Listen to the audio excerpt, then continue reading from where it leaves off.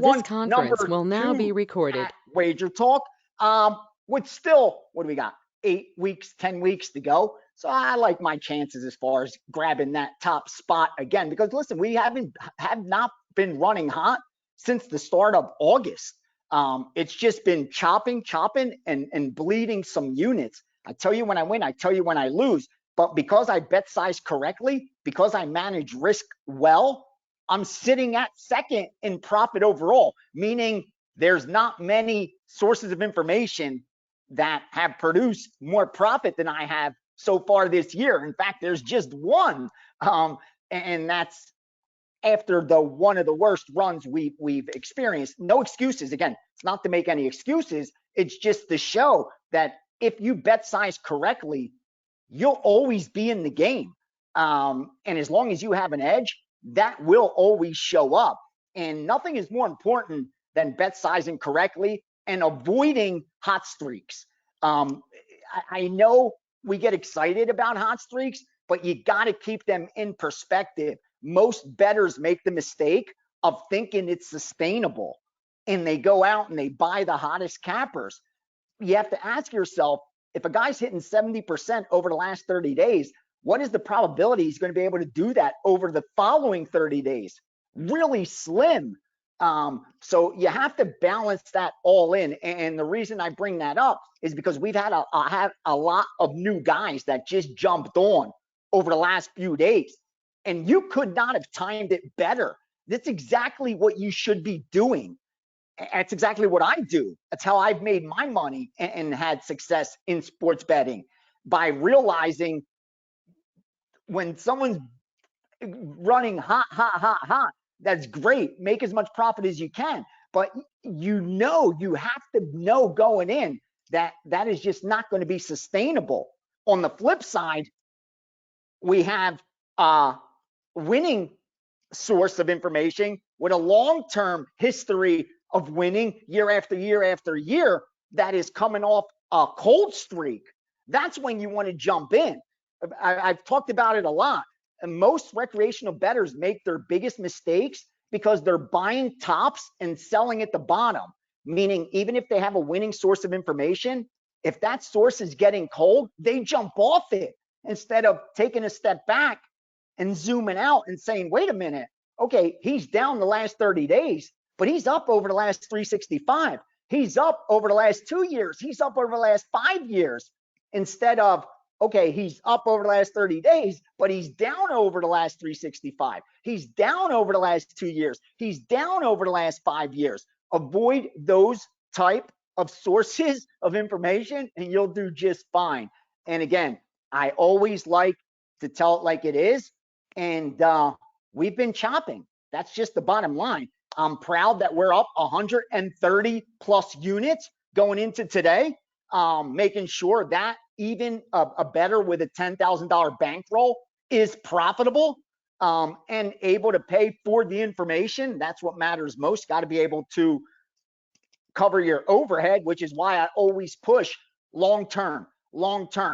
I make less money when you buy a year as opposed to buying every week or buying every month. But again, the only goal for me of launching this product is to prove that even the most recreational bettor can turn a profit if they manage risk correctly and have a plus EV source of info. Here's your plus EV source of info, and you know how to balance, how to manage risk correctly. We're unstoppable together. All I need from you is patience and understanding that that's just how markets work. You look at any market, any stock. I'm not going to waste time because it's Sunday and we got a lot of NFL to get to, but I could pull up any chart of the top 10, companies on the planet, and you will see nothing goes up in a straight line. But the investors that made the most money are the ones that held on. And whenever the price dipped, they'd buy more. For us, that means when we're losing is like the price going down in stock, because they know what the long-term result's going to be. This is a good company. It's proven to be a winning company. It's produced profit for us year after year. So what should happen again? And please understand, the reason I'm bringing this all up at the start It's not to sell. This isn't about selling. That's why I'm not pushing any packages. Yeah, I'm not promoting 5% nonsense. If I have a play that warrants a 5% play, that's what we do. We never bet 5% though. And because of you guys, you're allowing me to do it the right way. And I want to make sure that you're in a position to profit from the information. All I need from you are two things, honestly. I need you to manage your bankroll correctly, make sure you're funded well for your bet size, and patience. We'll do the rest. We have the best information. I have the best team working with me, and the numbers don't lie. That's all I can tell you. Numbers do not lie. So real quickly, we're up 130 plus units. Remember, we tipped the waitress with that change going into today. My goal is to increase that number, get back my number one spot. So you got someone fighting hard for you. With that said, let's do the calisthenics, get the stretches out of the way real fast. You know what we bet. The 1%, 2%, 3%, 4%, 5% is a rating. It's to reflect the strength of the bet. It's not to represent the bet size. If you're betting 3%, 4%, 5% of your bankroll per play, you're going broke. I can't help you. Billy Walters can't help you. Any capper with a hot streak cannot help you. It's a mathematical certainty you will go broke. It's just a matter of time. You're over betting your edge. And when you do that, it makes it impossible to profit. In the short term, we could defy probability. Anyone can do that. It happens all the time. Again, I'm in a casino. I could walk downstairs right now, and there's a lot of gamblers that are defying probability as we speak. They're hitting a roulette number at 36 to 1, 35 to 1, excuse me, even though there's 38 numbers on that wheel. They're hitting a field bet on craps, even though the house edge is so much against them. You can defy probability in the short term. You can't do it in the long term. That's why when we look at the rankings at Wager Talk, a lot of the hot streaks aren't in the top 3, aren't in the top 5 as far as long-term results go. And it's not to knock anybody. There's a lot of great cappers, a lot of good information, a lot of plus EV information and actionable information. That's not my point. My point is that the hot streak and the long-term results can be two very different things. And if you're doing this to turn a profit with your capital, the only thing you need to focus on is the long-term results. The last 5 days shouldn't matter. The last month shouldn't matter. What should matter is how am I doing over my last 2,000 bets, my last 5,000 bets. And that's why so few people are profitable long-term, because that's the difficulty. In the short term, you could defy probability even without an edge. In the long term, you need an edge to be a profitable sports bettor. Like, that's when the tide goes out and that's when it comes in. When you look at long-term results, the tide has come in, like Warren Buffett says, and you see who's out there naked, who's swimming naked. You find that out when the tide comes in. And in our business, the tide is, give me your last 365, give me your last 700 days, give me your last 5,000 bets. Tell me how you've done. Don't tell me about your last week. Don't tell me about your NFL season. Tell me about your long-term results so I know whether I should invest in your information.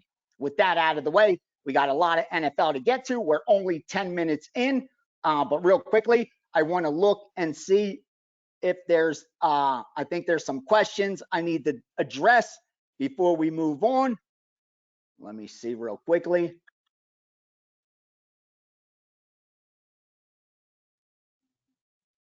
All right.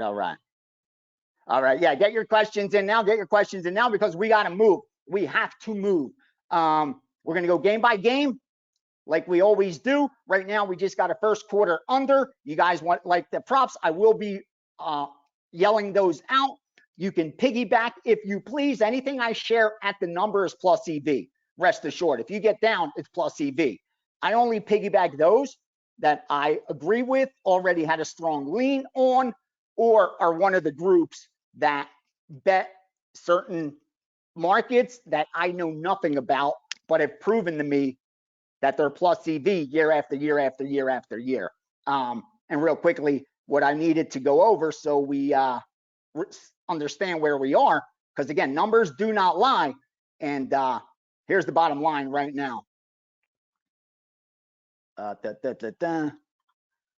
All right. Like I said, 103 units plus 130 plus units ahead. Obviously, we killed it in Major League Baseball. We picked up over 100 units. We're up in near 30 units in MMA. We're up over 20 units in college basketball and college football. We're up in golf.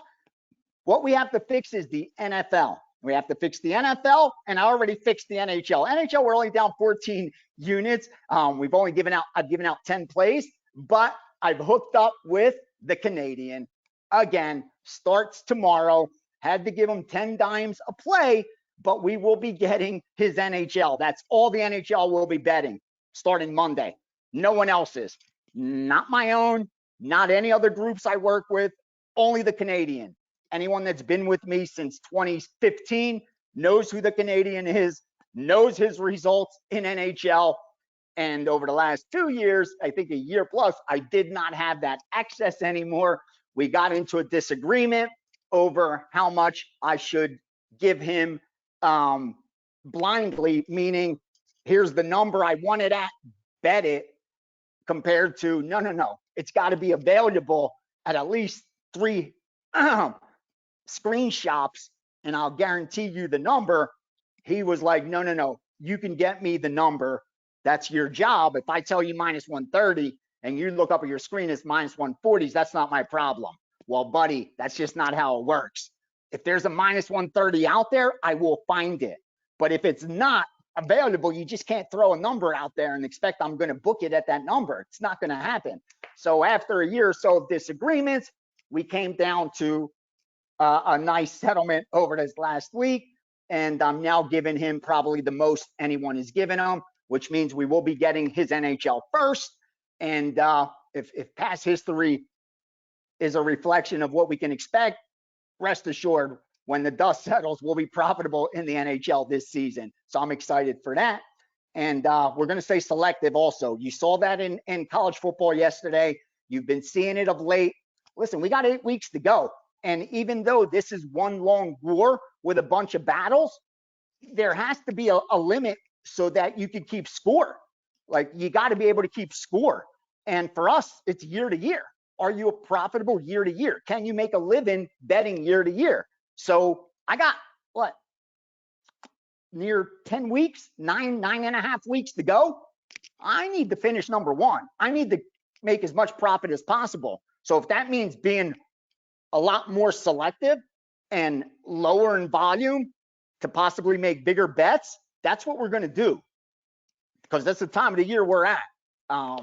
Again, my only goal is to be profitable. And when December 31st comes around, to be able to show this is what our group did. This is how easy it is if you simply don't become your worst enemy. So with that out of the way, let's dive right in. Let's go over what we already have. I couldn't wait on those 2 props because I know when these guys fire player props, they're going to move. So we had to go quickly on those. I sent them out this morning. They are interception props over on Ritter from the Falcons at minus 105. Over on Sam Howell from the Redskins. The Redskins at over a half, minus 110. Those are both 2% plays. I also sent out a Belarus soccer play. Again, it's the groups I work with. They've done well. I don't question their stuff, even though I couldn't name one player on that Belarus team. It doesn't matter, because what matters to me is, have they proven to be profitable for me long term? And again, these groups that I work with, tennis, soccer, blah, blah, blah, they have, as you can tell, from our long-term results. NASCAR, we're up like 16, 17 units, 30% ROI. I don't know NASCAR, but again, like I told you, the information's there. All you got to do is use it the right way. So let's go. Let me see if anything came in Do we have anything new that's come in? I may have to put on my reading glasses. Okay. Yes, we do actually. Okay. I have a Chiefs bet, sharp Chiefs bet. I actually leaned that side, but did have some resistance on the other side, meaning someone actually took a plus 5.5 earlier in the day with me. That's a really sharp account. Kind of threw me off, but now that shows me that I think he was trying to set it up and get that line moving in his favor. We'll touch that when we get to it. Instead, let's dive right in. Let me see what we're working with. Let's see what we're working with. All right, all right. Oh, NBA. Yeah, we're good. We're good. Best place to find look ahead lines. Superbook puts them out for sure. Who else was it? I can't believe it's slipping my mind. That puts out for the year, for the entire season. I know South Point does it. Cantor used to do it. Those are most, I use mostly for here in Vegas shops, the look aheads. I use the super books. And in fact, I like to use the ones they put out before the season starts, as opposed to the ones they put out the week before the week goes. Meaning, I'd like to see where they were in August and then compare where they were 2 weeks ago and then where they've adjusted now. You have those three sets in front of you. As you can see, that's why I have these lines, the math right there to try to come up with an average line. And then I have my sets of power ratings. Like I told you, the heavy lifting is done during the week, before we get on video, because my job is to handicap each and every one of these games in detail, narrow down my strongest leans, and then as the stuff comes in, I'm in a position to fire. That's why I use 3 sets of power ratings, 2 totals, and a lot of good information, So let's dive right in. Let's get this going. And yeah, if you're on a week-to-week, month-to-month, dude, go long-term. Hit Gianni up, ask him for a deal. He's going to hook it up, especially he's happy this week. We're coming off a nice big day as well. I know he bets the stuff. So if you're ever going to reach out to Gianni, this is probably a good day to do it. Good 2 days. Because I have a feeling we're going to have a good Sunday also. Just woke up feeling that. All right, we got more stuff coming in, which is good. It's just a Green Bay and Denver under play that just came in. Let's get that on the map. Again, don't worry. We will go through and confirm our plays. We got an under 45 for this, guys. They're very sharp. And hold on, because we just got a soccer play, but I want to see if it's hitting multiple shops. So we could fire this one live, and then we'll get to move on to, no, they didn't. Okay.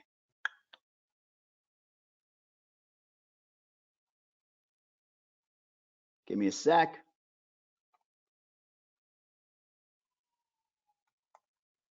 Let's get this play out. Let me pull it up. And remember, we're going to get late stuff today. We're going to get some late stuff, so be prepared for some late stuff. Okay? All right. Now, I want you to go to the Mexico League, Mexico Liga. Are you ready for Mexico Liga? Soccer.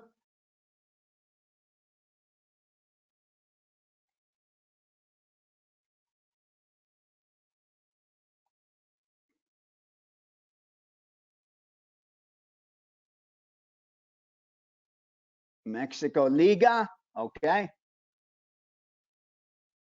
Let me pull the rest of my outs up. See, we get them so early, I never have to rush. Like, we're the ones betting this shit, just so you understand. We're moving this up. All right. Unam Pumas against Monterrey. Unam Pumas against Monterrey. You can't miss it. It's the first game on the board as far as the Mexican League goes. And we will be taking, where are you at, Pumas? Unan Pumas at pick minus 130. pick minus 130. I'll show you right now. This guy gives me a nickel on soccer. Here it is. Unam Pumas minus 130. Probably find minus 125 out there, no problem. But again, I'm up with this guy this week, so let me give him some action. It's good to do that.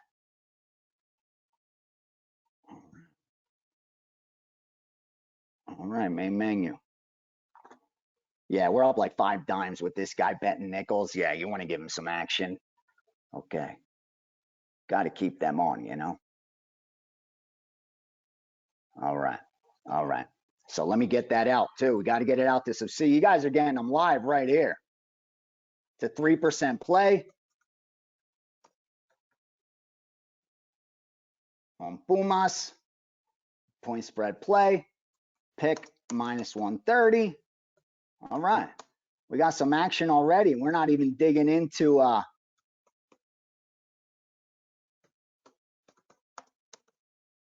NFL yet.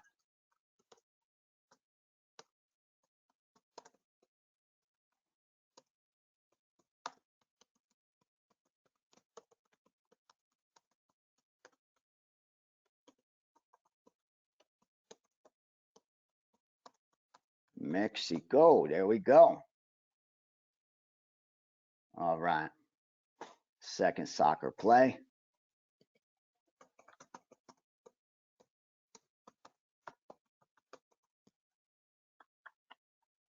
See, I got to send this shit out. These are the shit that slows us down. But again, got to do it. And when it's time sensitive, it's a good thing we get shit early, right? All right, we got those out of the way. I love it. Stuff's coming in, man. Stuff is coming in as we're freaking working. All right, let's check the text. Okay. I sent my guy a text. He's got to reply too. He's got some good shit for us. Okay. Okay. Okay. All right. All right. All right. All right. There we go. Let's keep moving. Let's keep moving.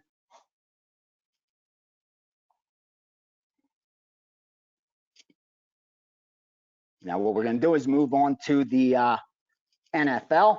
We're going to start at the, oh, well, that's the wrong screen. There, now you guys are seeing my back screen, my inside information stuff. Uh-oh. Okay. Can't have that. Can't have that. Got to hide that shit, right? Okay. We're going to start off at the top. You guys should be logged in. You should be logged in to your books and ready to fire. Ready to fire. We're going to start off with Tampa Bay at the Atlanta Falcons. Here's what we have.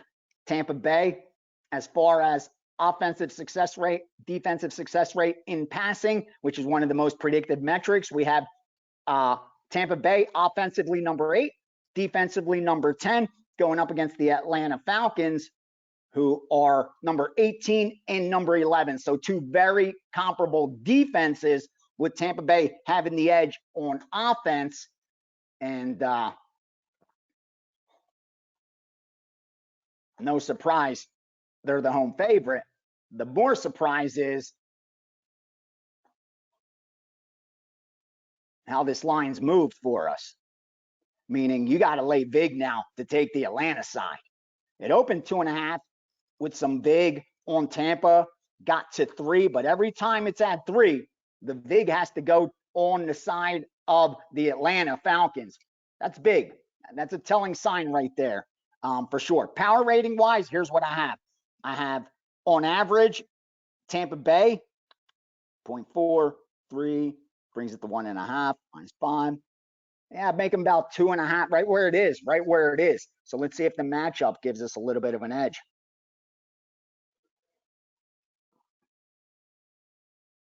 Right, these 2 teams, they split last year, but Atlanta won both.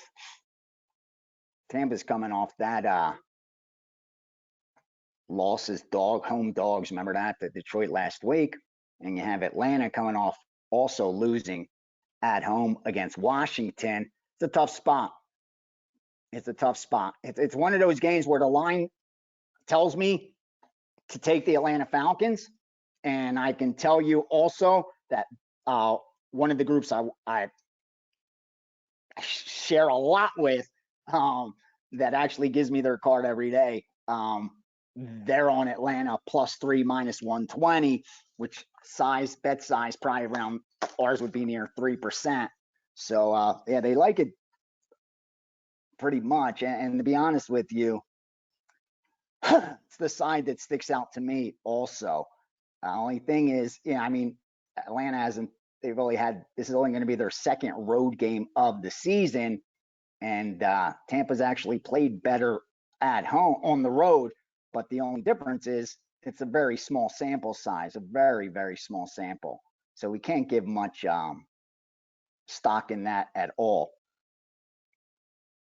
Where I was looking at is if we could have got, if we were stuck at 2.5s, then I think the move is using them on a teaser.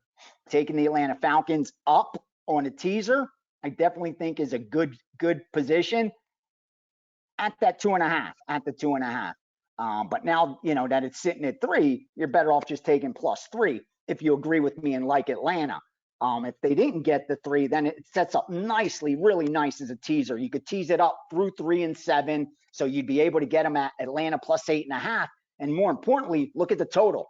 Open 41, steam coming down to 37. So the lower the total, the more each point is worth.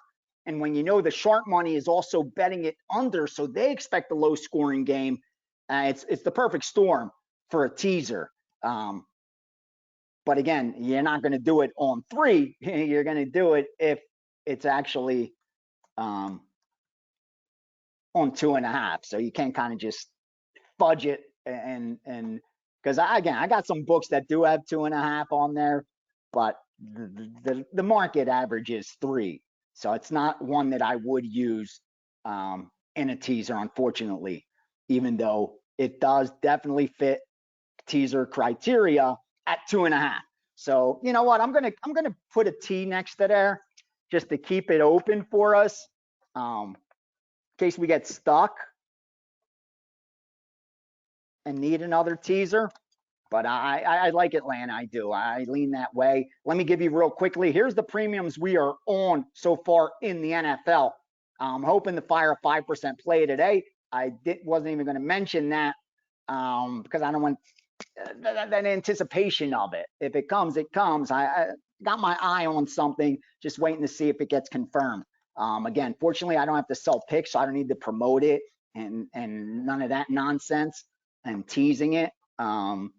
So we'll just wait on that. But here's where we are. We got 4% plays. 4%, you know what that means? Calisthenics, we missed those.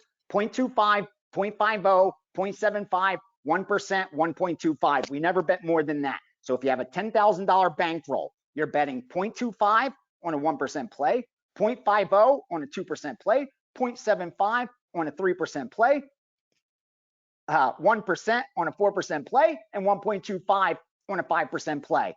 Simply put, $25, $50, $75, $100, and $125. With a $10,000 bankroll, you'll never bet to win more than $125 or flat bet on a dog more than $125. That's what keeps you in the game. That's what makes you profitable long term. And what you do is you take that profit, you add it to the bankroll.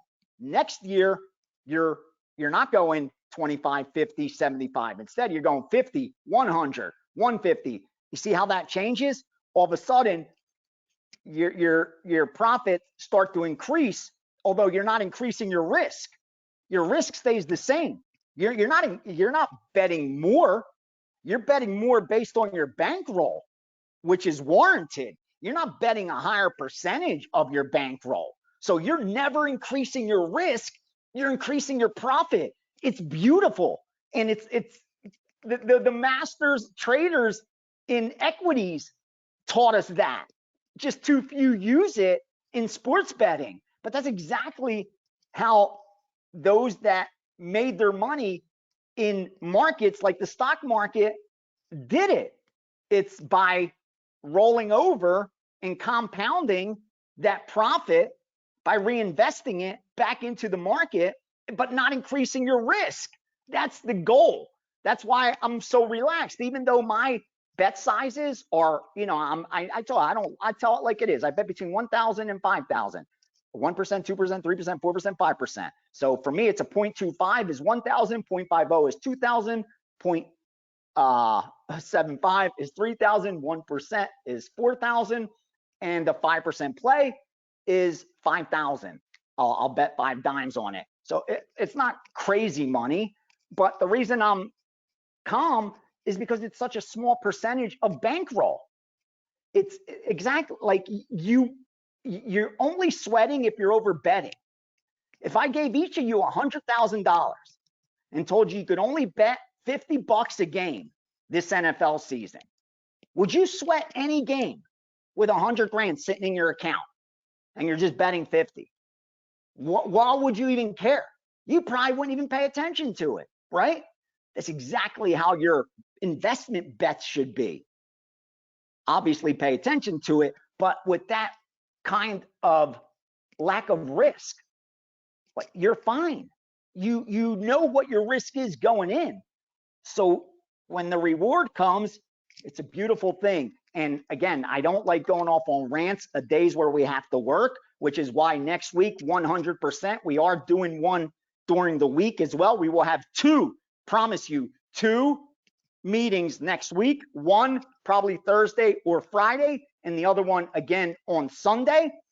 This week, I wanted to do it really bad, but as you can see, I had to move, and that just took a lot of time up and just wasn't able to get that in. But 100% going to do it next week, so we have time to talk about this kind of shit. This is the stuff that actually is going to make you profitable. The information, that's going to keep coming in. That doesn't go anywhere. I have those sources. It took me 20 plus years to build this network, but now that it's here, it's going to continue to provide us with winning bets. The only thing we need to do is use it correctly. And that's why a meeting during the week will help. I'll be able to answer those questions, any criticism, please, I need you to be open. This is for you. I work for you. This was created so that there's accountability, so that for the first time, someone that buys picks actually has recourse. That, no, well, you bought me when I was hot. I'm still up. None of that nonsense. You get to talk to me straight up. Tell me, Ace, this is the problem. Here's what I can't get past. Why is this happening like this? What should I be doing? Just be honest with me. Dude, you're talking to someone that went broke multiple times with winning information. There is no shame. The first job I got when I came to Las Vegas was $5 an hour. The guy said to me, dude, I don't need help. And I said, dude, I really need a job. And only because he was Greek and from back east. And he said, if you want, I could give you $5 an hour. I'm almost ashamed to offer it. Dude, he didn't even finish his sentence. And I was like, I'll take it. I'll take it. Because I didn't have a job. So $5 an hour was more than $0 an hour. And this wasn't 1927 either. This was 1996. It was 1996, okay? So there's no shame in whatever you have to do to get to where you want to be. The journey's the ride is the joy, the work. Sure, it isn't always, fun, and a lot of times it's challenging, but it makes you who you are. There's no shame in that. And like I always said, don't compare yourself to me, the guy next to you, the guy across the street from you, or anyone. We've all had different lives. I'd love to one day sit down and tell you mine. It's a very fucking crazy life. But with that said, you compare yourself to you. Just keep doing that. Compare yourself to you 6 months ago. Compare yourself to you a year ago, 3 years ago, 5 years ago. Have you evolved? Do you cringe at that person? I do. I do. I cringe at that person that bought a fur coat because he wanted a front. Like, I need to remind myself of that.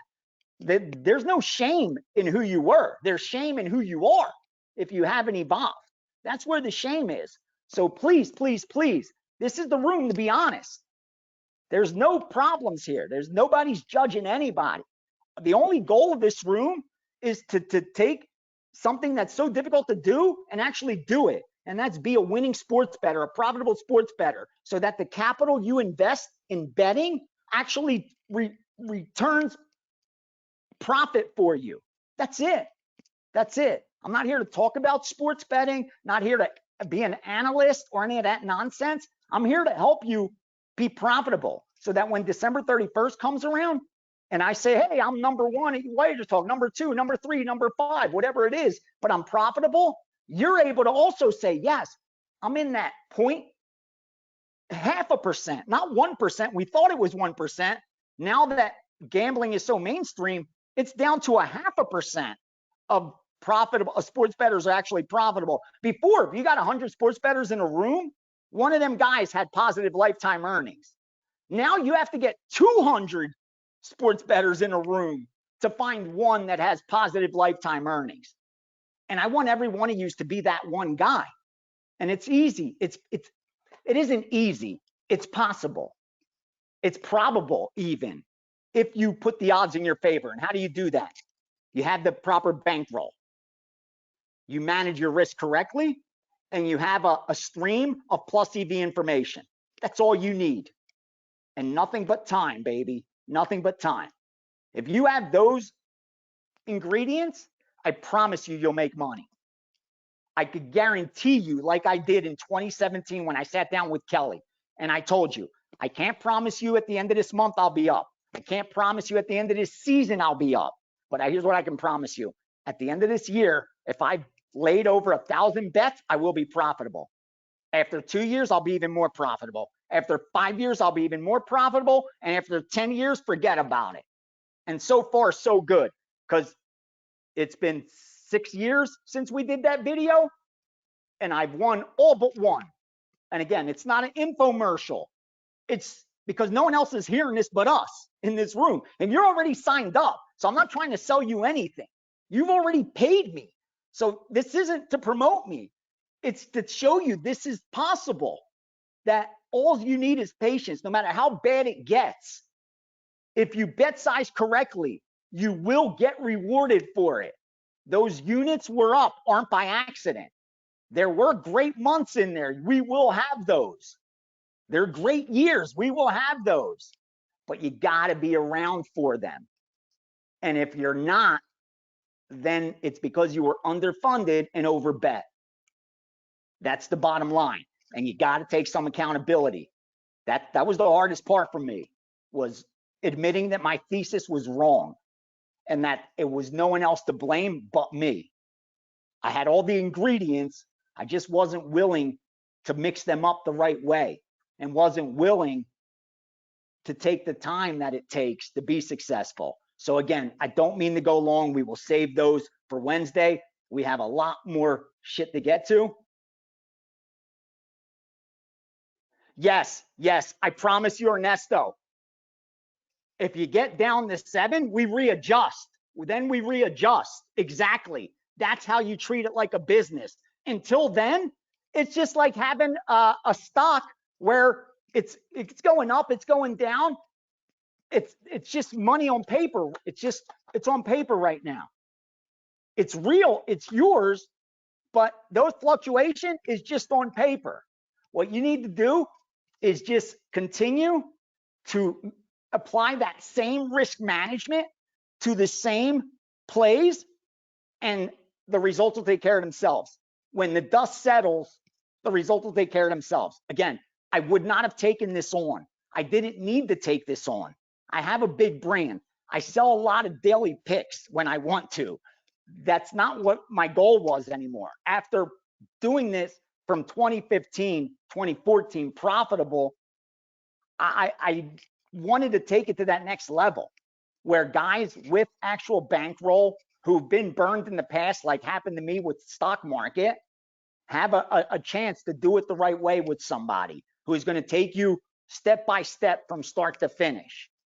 I can't time when you jump in. That's the only negative. I can't time when you jump in. Like you could jump in right after the biggest hot streak, so we're not going to keep going up. That's just impossible. Nothing goes up in a straight line. So if you jumped in when we were at our hottest, you're probably going to have to endure that regression before we progress back towards the mean. Like that will happen. That's just math. But nothing will go up in a straight line, just like nothing goes down, though, in a straight line either. And right now, we've had negative fluctuation.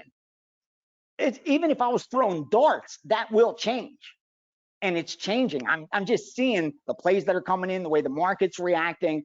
It's just we haven't gone on our run yet. And when we do, I want to make sure that you're in that same position you were when you first started, so that you can turn a profit. Because once you get that back, then it's real. Then once you see it actually happen, like that happened to me with Blackjack, where I saw the long term. Because in Blackjack, I could bet 200 hands an hour with a good dealer one-on-one. So in 8 hours, I could play 1,600 hands. In 5 days, I bet 8,000 fucking bets I made. To make 8,000 sports bets takes a long time. To make 8,000 bets in Blackjack doesn't.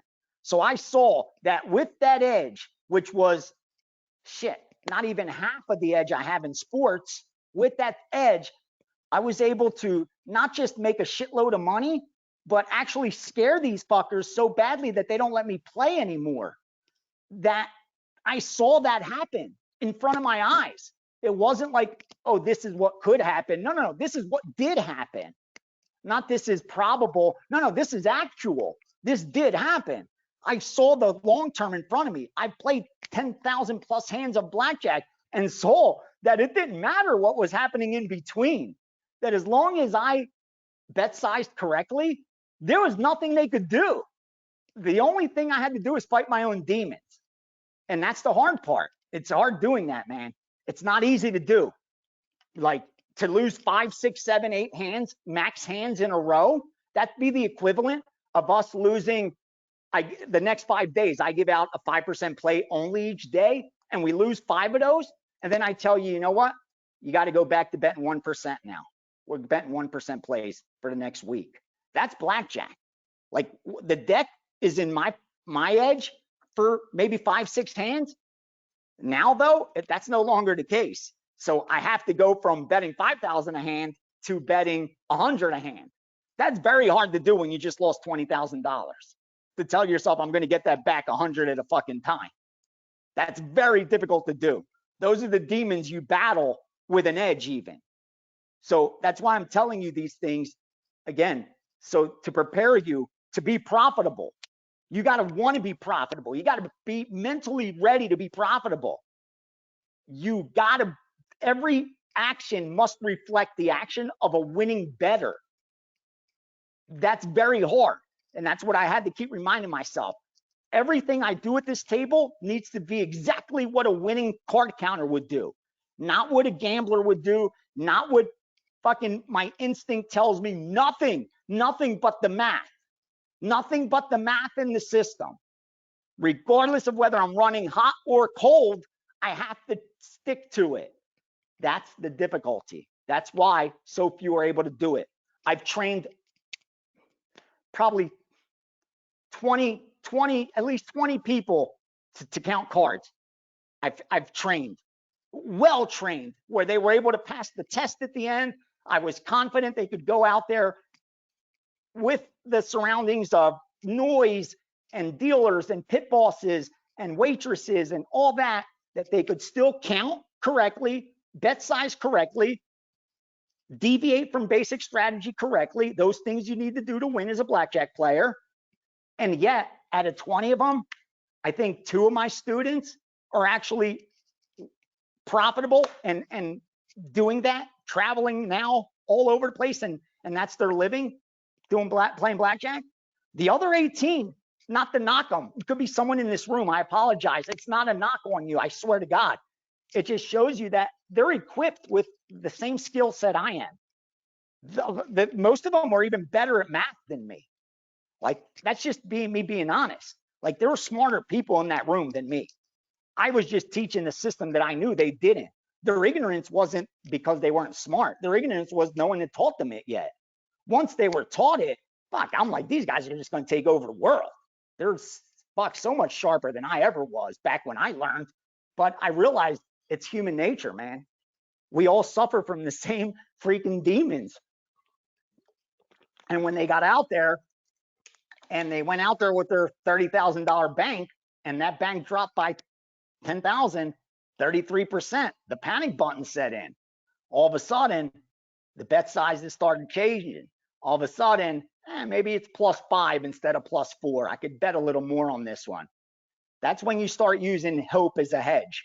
And hope isn't a hedge, just so you know. Hope is not a hedge. If you ever find yourself hoping for something to happen, you're in trouble. You're in a lot of trouble. Like if it's hope, please, I just need this to happen and I'll never. You got to chill with that. You got to chill with that. All right. Yeah, when I get the AA and NCAA, I'll share it always. It's just, again, these guys pound the market, and a lot of times the correction happens and they just don't have the edge that they did weeks ago. And you see the volume decrease. It happens in little markets like that where the books come out, they're a little behind, but they catch up. It's an efficient market, and efficient markets correct themselves. So I've been seeing that correction of late. That's why the volume's been a lot less on that AA stuff. But I promise you, just like the sports books corrected, these groups are correcting as well. And that's their bread and butter, those types of markets. So as it comes, I'll be giving it. Let's move on. Let me prop check. And we got to get going. I won't interrupt anymore. We just got to have some more bets in. So let's keep going. All right, nothing for my prop guys. That's a good sign. Anything new come in? It's okay, nothing new. Let the volume pile up a little. That's good. I get to see what's coming in, what's not. That's good. All right, let's get the glasses back on. This is serious business, So our premiums real fast. 4% on Baltimore -3, 4% on Cleveland -3, and a 4% teaser on Buffalo and Seattle. Oh, almost forgot. Last week, we hit one of the 4-team teasers. Remember, if you could check your books, maybe do it after today's kickoffs. It doesn't matter. Check your books. Check for 4-team 6-point teasers. So that's a 6-point teaser, 4 teams. If it pays 3-1 or better, plus 300 or better, I can beat it. If your book offers 6-team teaser, okay, 6 teams at plus 600 or better. So 6-1 or better on 6-team teasers, 3-1 or better on 4-team teasers, 6 points always. We don't go higher than that. If your books offer those, I got some plus EV bets for you. I'm going to share them now for you. We hit it last week. So let me give you this week's real quickly. I'll just share them on the screen. And again, this is just math. This is just numbers. It has nothing to do with sides that I like or anything like that. It's nothing like that. Let me share my screen. All right.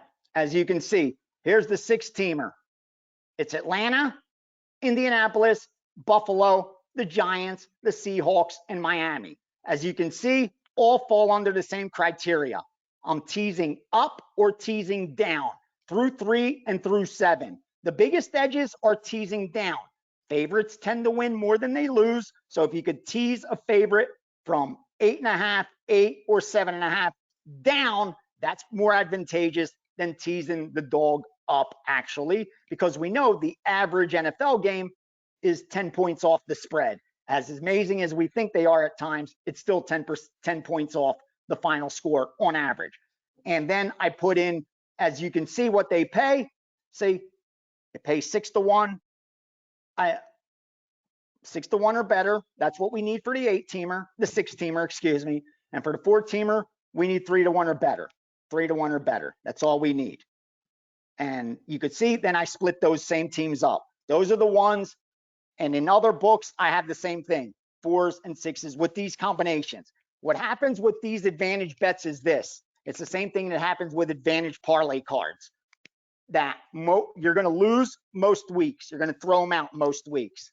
But those weeks where it clicks, you come out so far ahead, it's worth doing. A perfect example of that is when Delaware Park first opened back east, one of the first non-Vegas sports books in the country, okay? They put out parlay cards. Once they put them out on Tuesday, they just left them out. Vegas had learned their lesson. Vegas put them out on Wednesdays, and then on Friday, they would eliminate any big moves. So any lines that move significantly, you can no longer use them on the parlay card. Well, Delaware was under the impression all bettors just lose. So they figure we don't have to change the lines. That takes too much work. Who gives a fuck? Let them bet whatever they want. What happened was the betting syndicates saw this. They seized it. I even put money up with one of the groups, to be honest with you. And that's what they did. They started playing 3-team parlays with numbers that were off the most compared to Sunday. And what would happen was we'd lose week 1, week 2, week 3, week 4. I mean, every bet, we'd lose every card. We wouldn't cash a single ticket. And then week 6 comes and everything clicks. And don't forget, you're getting 4-1, 6-1, 7-1. You're getting odds on your return. And when you have that day, everything turns out well. And it's like that with the teasers. So if you're not funded well and you don't have that, you're just not built to bet like that, stay away from them. Because just some people just aren't built for that. And not a knock. What I mean is just like some people aren't built to bet, plus 400 dogs. Because when you bet a plus 400 dog, you need to know that 7 out of 10 times you're going to throw that ticket out. Like 7 out of 10 with an edge. Meaning when you're at your hottest, 7 out of 10 times, you're going to throw that plus 400 a ticket away. A lot of people aren't comfortable with that. Going up to the window and placing a bet that they know 70% of the time they're going to lose that money. But they should be losing it 8 out of 10 times. See, that's where the edge is. In that 1 out of 10 that they're able to cash it. If you don't have that kind of patience and not built for it, it's just better to avoid them. Just stay off those kind of bets. It's not a knock on you, just we're all different. All right. Yeah, see, were we? Thank you, Kyle. We were 1 away on that. Wow. I didn't even know. I know we hit the 1. Wow. That's how it usually happens. That's how it usually happens. So I just got a message. Oh, there's a Kenny Sharp painting that's going up at Masterworks. I have a lot big account with them. So when a new art, like a painting comes out, they hit me up to try to have me buy some shit. Okay. How many units should we bet on the 4/16 teaser? Again, I don't make those premiums because I can't conclude that everyone could get them. And it's not fair. Like I said, I want your results to reflect mine as accurately as possible. And if everyone doesn't have access to these teasers and we're cashing them in the premiums, then our results will not reflect theirs and it's not fair. So I give those out for free and I do bet them. The way I bet them is like, I break it up, probably like what am I betting these? I'm betting a dime altogether. So for me, I'm betting like a 1%er on each of them. But with that said, I'm putting in, 10 of those. And by 1%, I mean 0.25% of a play. So even if I put 10 of them, it's only 2.5% of my bankroll, even if I put 10 of them in. That's the beauty of bet sizing correctly. So that's how I would approach it, Kyle. So that way you spread it out and it's not eating up a bunch of your bankroll, but when they do hit, it adds to your bankroll nicely. All right, now we have to keep moving. No more slowing down. All right. Next up, Buffalo and New England. I like the Buffalo side on the teaser. That's for sure. We already bet it. My power ratings I have 3 sets of power ratings. The one make Buffalo a 10.5 point favorite. The other make Buffalo a 10.3 point favorite. And the other one makes Buffalo about a 7.5, 8 point favorite. So all power ratings reflect the teasers we're good with as far as the power ratings go. When I look at the matchup itself, what do we see? What do we got? And the line move, let's get that out of the way quickly also, because I do believe it is dropping. So you're getting some New England dog money, not surprising, home dogs of that many points, where it had gotten to like 9 at Pinnacle because they wanted that teaser protection. But here's what we got. We got a Buffalo team that's 5th offensively, when I give the ratings, it's going to be offensive passing success rate, defensive passing success rate. That's the metrics that are one of the highest correlations to actually winning. Buffalo, 5th and 22nd. 5th and 22nd. And New England, where do we got New England? 31st and 20th. So big edges offensively for Buffalo. And they're not at a big disadvantage defensively, 20th and 22nd. The only flip is the road. They're on the road.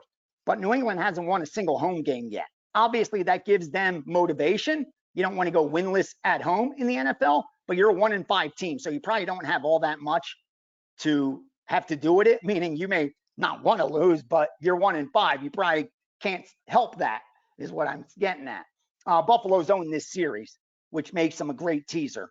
And now it's 7.5. I like it even more. So we're going to put that on the side because we may use them again. Buffalo's just, I mean, they've owned them. They've won what? 6 out of the last 7 between the two. It doesn't matter whether it was in New England or in Buffalo. And more importantly, it's who Buffalo's got Tampa Bay up next. No division game. Nothing like New England's got Miami at Miami up next. They got a much bigger game up next. And let's not forget, they lost to Miami at home earlier in the season. Yeah, Buffalo's the side. I like Buffalo. I do. I just think the teaser is where the real value lies. As far as the total, how has that moved? I'm sure it moved down because every total except one has moved towards the under this week. And yeah, of course, this one did too. From 44 down to 41. Obviously, nobody's foolish enough on this call to piggyback the under. That's not going to happen from this room. So our only question is, are we going to bet the over? And the totals that I had created for this line reflect that there is actually some value in going over that 41 right now. Just not strong enough to warrant a position, but I do lean that way. I do lean that way if I had to fire. So I'm going to put the T next to Buffalo as well. The T next to Buffalo as well, in case we want to create teasers later. Let's move on. Next up,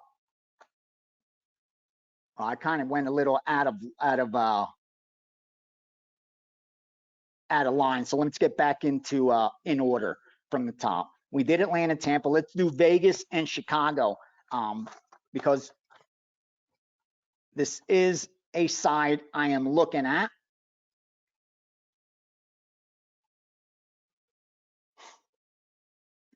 I'm pissed that it was 3 for a while and we missed the 3. And there's no way to buy it up right now, only because you have to pay juice to get the 2.5 at, the sharper sides. Again, 3 is such a key number, but it's not enough to keep me off a side if I like it. And in this spot, I actually do have the Bears power rated as 1.5 point favorites in this game.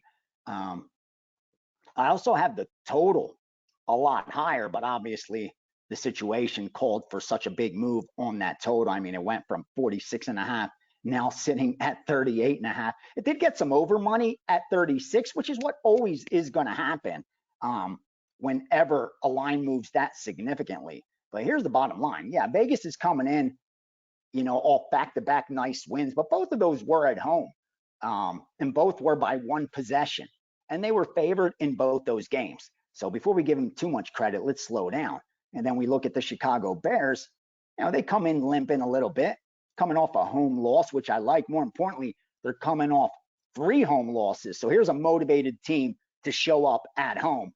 And other than that Green Bay game, they played tough. They've kept it within a possession at home.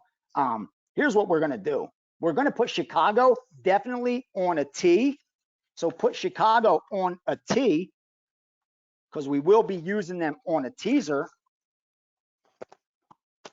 But I'm going to bet them now too. I'm going to take the points with them too. Hold on. Where you at, Chicago? Chicago. Here's what we're going to do. Hold on. Let me make sure because I think we may be taking the money line instead. See what those money lines are. All right. Could get plus 115, plus 115.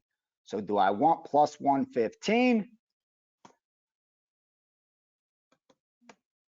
or do I want 2.5 at minus 115? Well, we definitely prefer the plus 115 to the minus. All right, how about 2 minus 110? 2 minus 110 plus 2 or pick plus 115? Once again, pick plus 115, easy winner. That's what we're going to do. Let's use it. Let's do 3% play because I want to use Chicago in a teaser also. So here we go. Chicago on the money line. Here we go. Game 454. Chicago on the money line. Plus 115 for 3% play because we are using them in a teaser as well. Yes, yes, yes. All right. I like it. I like it. Like I said, we're going to be selective. I need to win in the NFL the rest of the year. Like, I'll pass on fucking Monday night, Thursday nights, Sundays if I don't have anything. My only goal is to win in the NFL right now. So we got that Chicago there. I sent it out. Let me bet it now because, like I say, I always give it to you guys before I even bet it. That's my ego. That's why. Needing you guys to win. That's all right. We all have ego, right?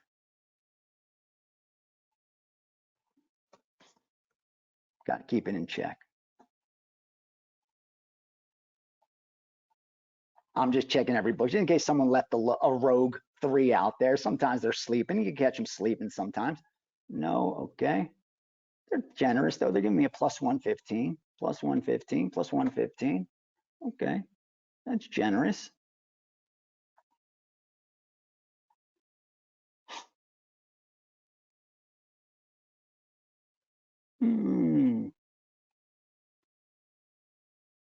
And let's go. Let's give it to this guy's 115 here. Sorry, guys. I just got to figure out who I'm giving the money to, who I'm giving the bet to. All right. Make sure you remind me we're using them in a teaser. I want more money on the Bears at home. So that's a way to get down. So right now we got the money line at plus 115 for 3%. And we're going to add those into a teaser also. So we got to keep moving, got to keep moving. If you have any questions, please post them. If there are any deep questions, please save them for our Thursday or Friday chat. And please, you have all week to come up with questions. What? Not accepting my wager. Please don't tell me this one dropped it. Hold on, guys. Sorry. Please don't tell me. This is one of my favorite books. For God's sakes. Off a good Saturday, you're going to shut me down? These guys just don't want anyone to win, huh? Oh, no. Okay. It just go off online. Cool. Right? All right. Yeah, it took it. Okay. Okay. Okay. Let's go. Let's go. We got money to make. All right. Who's next on the agenda? Cleveland, Indianapolis. We already have a bet on this one. As I had said, I made Cleveland close to a 4-point favorite in the power ratings. So we got down immediately before it went through that key number where it sits right now. It is through that key number at 3.5. Rest assured, there will be some squares taking that 3.5 with them at home. There's also a ton of, again, another one where you're just seeing nothing but under money. All right, so let's look at our success rates real fast. We're looking at Cleveland and Indianapolis, right? Cleveland and Indianapolis. Indianapolis, 21st and 19, 21st and 19. Cleveland, Cleveland, Cleveland, Cleveland. 28th and number one in defense. All right, that's good. That's good. It's exactly what we need. That's exactly what we need. Indianapolis is a bottom 10 team in both. Cleveland's a good side here. That's a good side. We got a good number as well. Probably should have bet a little more. It was a 4% play. How much more can you bet, right? Okay. Indy's coming off their blowout loss. Well, Cleveland's coming off their upset win of San Francisco. It looks a little like it would be a square play. I don't think so. I don't think so. Look real fast.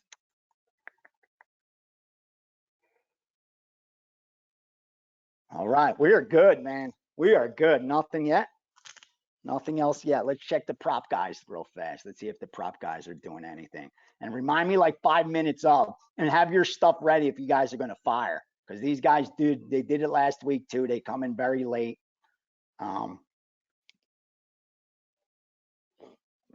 Let's go. Let's go. We're going to have a good day today. Good day today. Let's go. All right, who's next? Who's next? Detroit and Baltimore. Here's another one we've already gotten involved in. And we got down at what? Even money? And now it's minus 115. Huge difference. Huge difference. Especially on that key number of 3. And no surprise, another total that went under first. And now we're seeing some over money.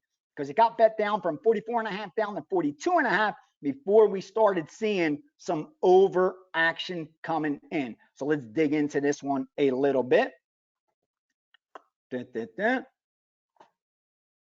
Detroit and Baltimore. Detroit and Baltimore. The first thing we do is look at our success rates. Detroit, 4th and 15th, top 5 offense. 4th and 15th. Guess what? Baltimore, 2nd and 5th. 2nd offensively, 5th defensively. One of the 4 teams that are top 10 offensive passing success rate, defensive passing success rate. Only 4 teams in all the NFL are top 10 in both. Baltimore's one of those, which is what I love. Like, this is a team that should be sitting at 5-1, probably. Wouldn't be surprised based off those metrics if they were a 6-0 team. And you have them playing a red hot Detroit Lions who are coming in off 4 straight wins, 4 straight covers.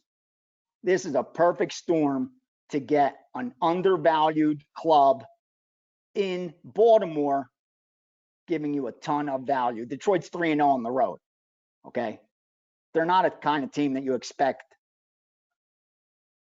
to end up the season 8-0 on the road. Let's just tell it like it is. And we also know Baltimore has a very strong home field advantage. They're only 1-1 there. This is a great spot to take the Baltimore Ravens. Let's see what this number here is. You know what? Let's go. Let's go. Let's just get it over with now. Hold on. Yeah, let's bump this up. This is the 5. Let's make this a 5% play. Let's make this a 5% play. I'm gonna upgrade it. Gotta upgrade it. Gotta be true to my stuff, right? Baltimore. Let's go. 5%. 5%.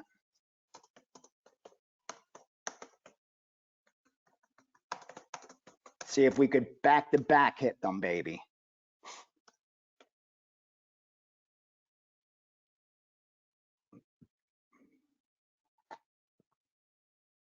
Yeah. Just like yesterday, that's how we do. We add when it warrants it. Not when we're hot. To upsell or anything like that. No.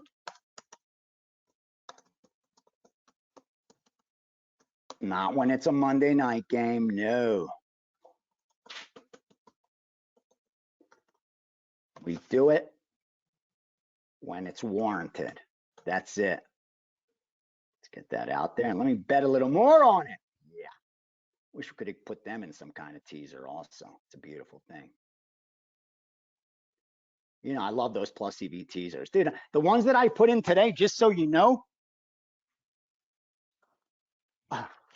all bullshit aside, they're over 20% edge on each of those, I think. To put that in perspective for you, that's a 10 times greater edge than I have as a card counter. 10 times greater edge than I have as a card counter on those teasers that I shared. It just tells you how strong those are. But let's get some Baltimore love out there. Let's get some Baltimore love. Let's see, what line are you giving me? I owe this guy a couple bets. Oh my, Tampa 2.5. They're just begging you to take Tampa.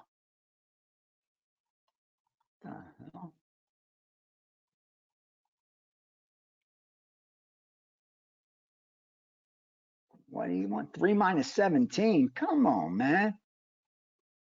I got 3 minus 110s everywhere. Why is this guy trying to get me 3 minus 117 to bet Baltimore? 3 minus 15, this guy's charging me to bet Baltimore.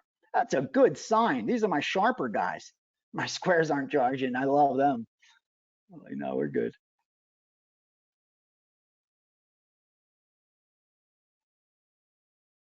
Let's go. Let's get a little more Ravens action in there, right? Why not? I like this side. Let's go, Baltimore. Yes, yes, yes, yes.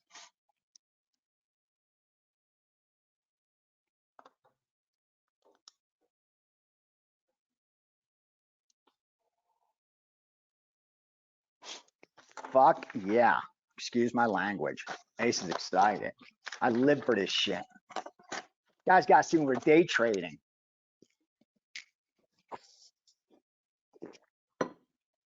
With Gareth Soloway in that room, forget about it. You want to talk about a master trader? That's my boy right there. Any of you guys interested in learning? That's one skill set.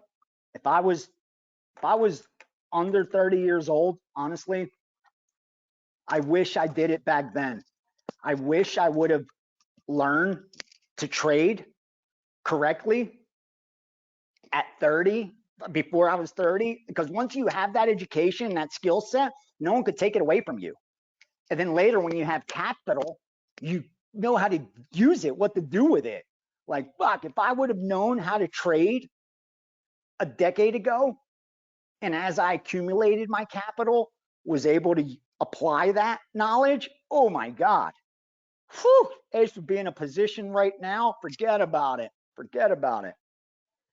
All right, it's okay. We could dream. Gotta look. I'm just hoping some of you young guys take advantage of it. Learn the trade, dude. Learn the fucking trade. It's a skill set you could use forever. Learn to be a technical trader.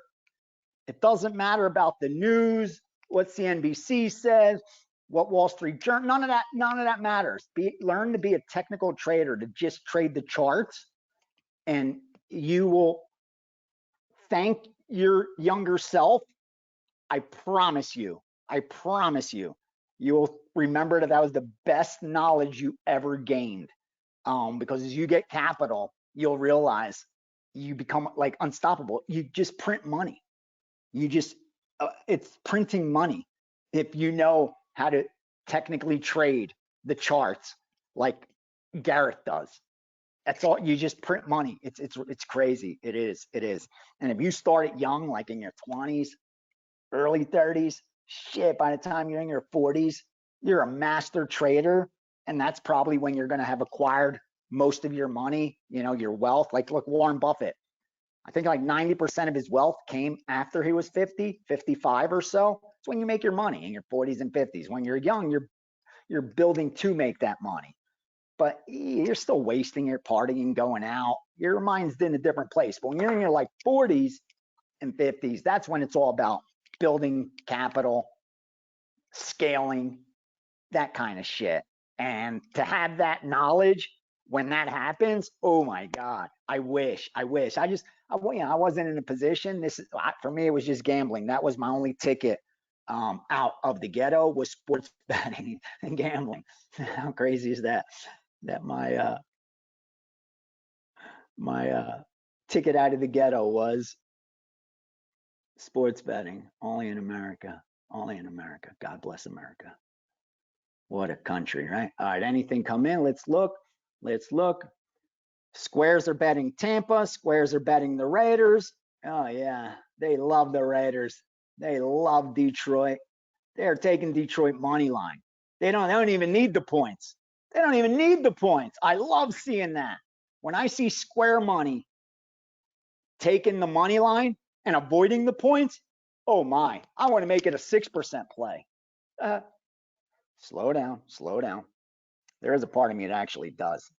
That's the disease. That's the sickness that we have to slow down. Slow down. Let's move on to the next one. The next early game, Buffalo at New England. Like I said, I did early teaser protection here, and Pinnacle went right away because I have minus 110 6-point teasers on my Pinnacle skin, and I went right away to use Buffalo in teasers on like Monday or Tuesday. Dude, they had them up to like 9.5 to make sure nobody could use them. And it makes sense because what do I have? I have Buffalo 10, 10.5, 10, all high. Oh, we went over it, right? Yeah, we went over this one because it was earlier. It was up at the top. Okay, so we just teased Buffalo. It's a great teaser, great teaser. Again, New England's got that needing to win at home momentum, but again, you still got to have the horses to get it done. Wanting to do something and being able to do it are two different animals. All right, so let's move on to the next one. Washington and the Giants. Here's where I did see some conflicting information for you guys.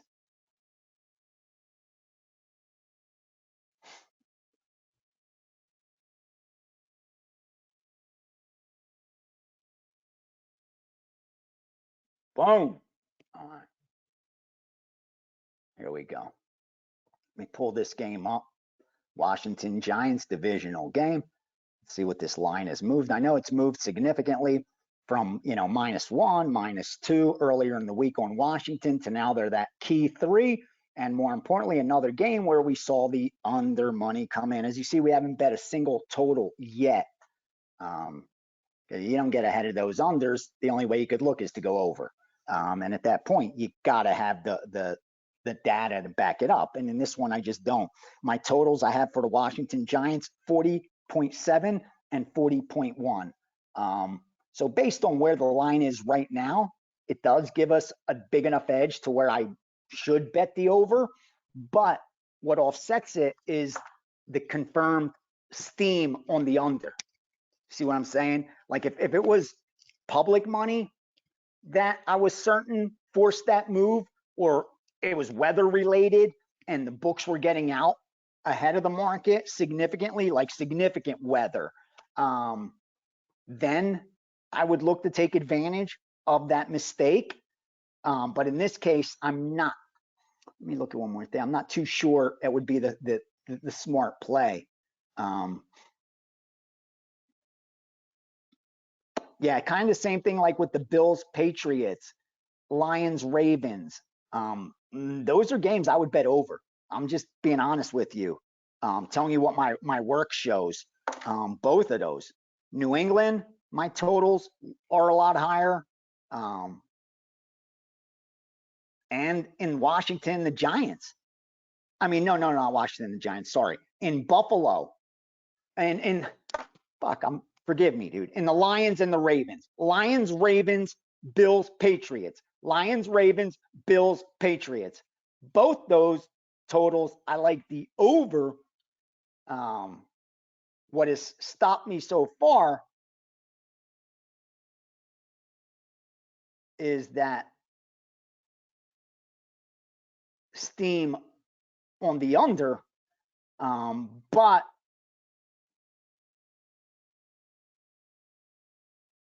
the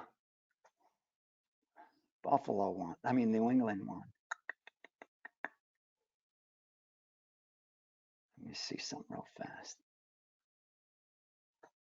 Let me see something. Hold on.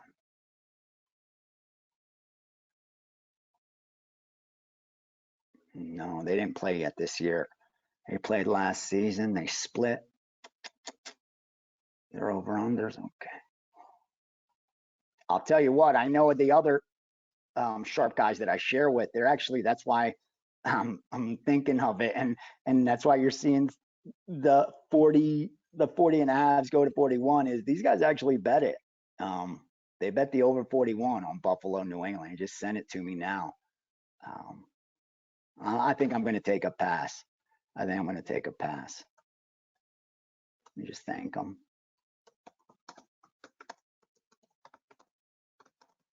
He sent me, that's funny.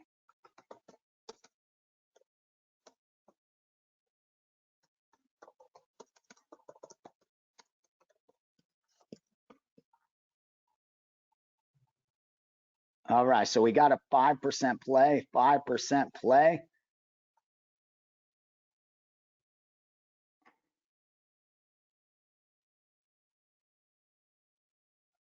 Let me just let people, then let me just put that so they know. I don't want people giving me shit about it.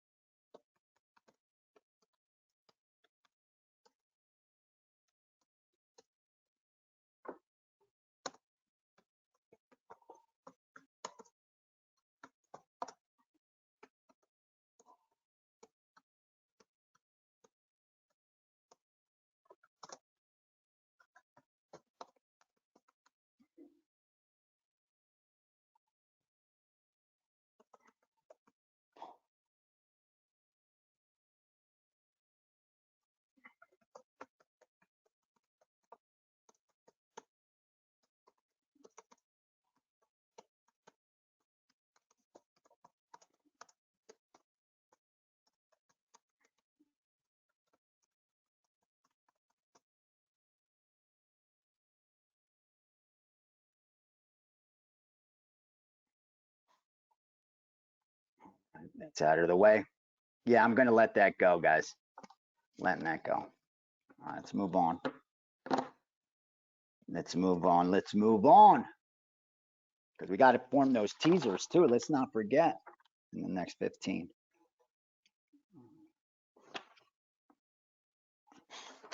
Yeah, we decided we're going to stay off that Washington Giants, right?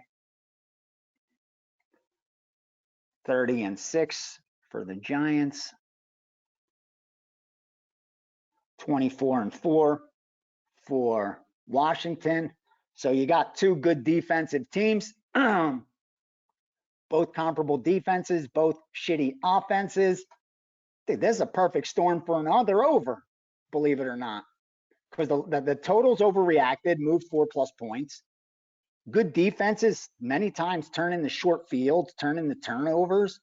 And another one where it's, for me, it's over or pass. Again, we're now need the 4. And my totals for that game, I have 40.5. I got 40. Yeah, everything at 41, I see the under. I see it. I understand it. It makes sense to me. But that's where they lose me after that. That's where they lose me. Okay.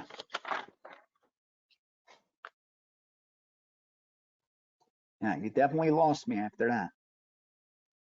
All right, so we're going to let that one go too, that Washington Giants side. So let's move on to the next game, which is Arizona. Oh, we're already on later games. Okay, that's good. That's good. Let's get them out of the way too as we can, in case we get some teasers from there.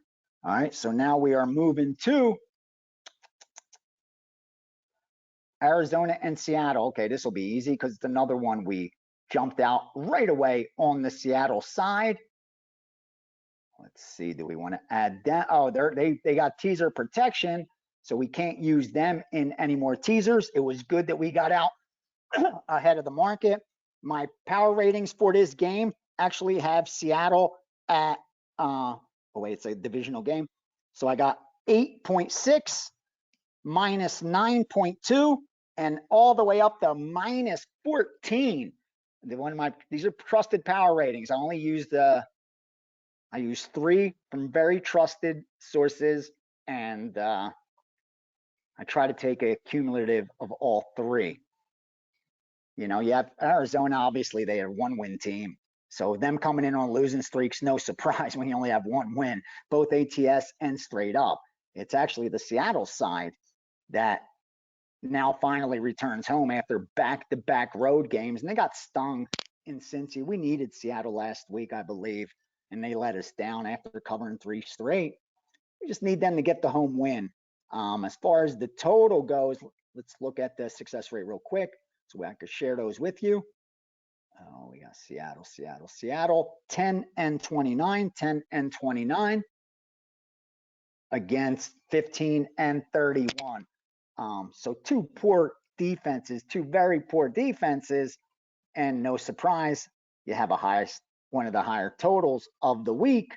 My surprise is, though, that it's dropped, this total, from 46.5 down to 44. Now, again, I know that's been the move all week. Totals under, totals under, totals under. But now that we're at 44, man,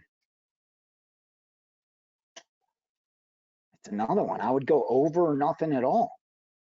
Again, they're making it tough for me to bet totals this week, only because I'd be fading steam, confirmed steam from winning groups, not bullshit, that I know got down at the highest number, not where it sits now. Like those are the guys that went under 46.5, not the ones that are going under 44 right now. So a much different number. But with that said, you don't want to be butting heads with these guys week in, week out, even at different numbers. Now, again, with different numbers, it makes it different. That's why you see groups on opposite sides. They could both be plus EV at different numbers. But I prefer to be on the sharp side. That's just me. So let's move on to the next one, which is because I think I have a bet here based on a handful of reasons. First, let's start off with this spread. You get 3.5, but you got to lay 15 for that privilege to get the 3.5 on the Steelers. You got to lay minus 115, which is what I would do instead of taking the 3. Unless, let me see something. Let me see. Do we take 3 if we bet this game? Would we take 3 at even money or 3.5 at minus 115? Yeah, we'd want to lay 3.5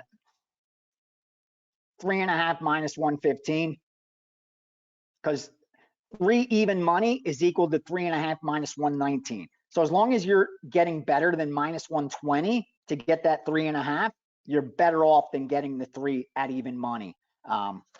Let's look at this power rating wise. I actually have one of my power ratings have Pittsburgh as a 1.1 point favorite. The other one has the Rams as a 1.4 point favorite. And last but not least has the Rams as a 3-point favorite.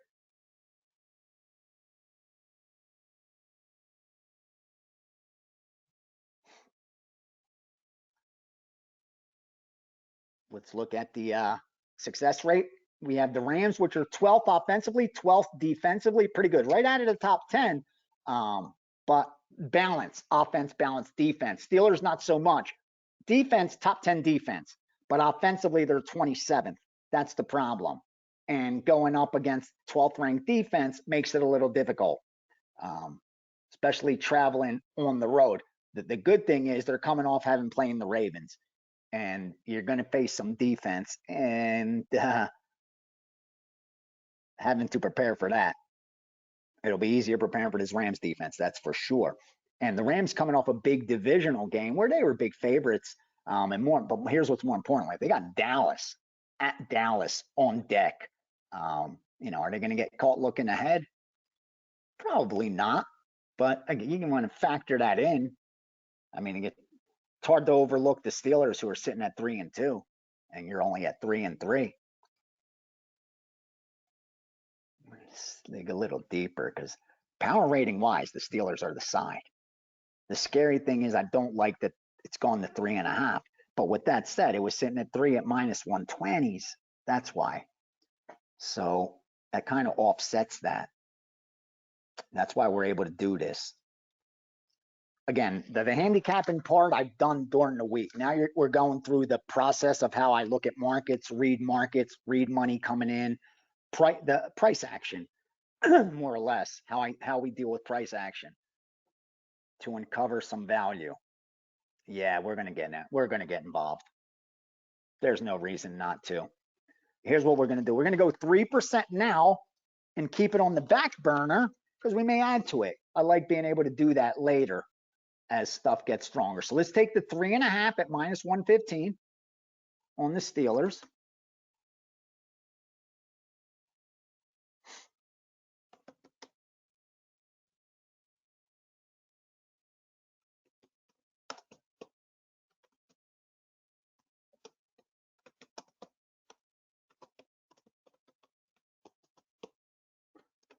Yeah, and keep that on the radar for an addition.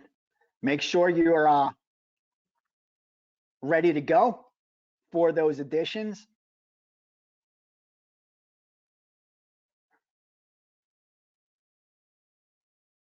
Usually 15 minutes before kickoff, 15 minutes before those second games go off, correct?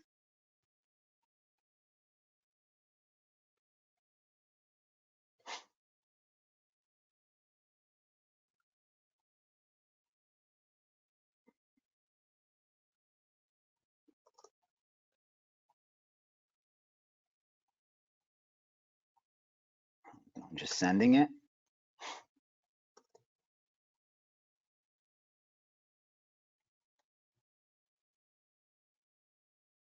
We even got we got action today. I like it. All right. Fire now. Let me fire.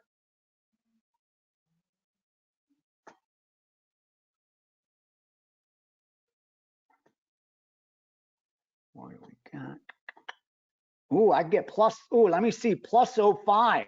Do I want plus 105 as opposed to 3.5 minus 115?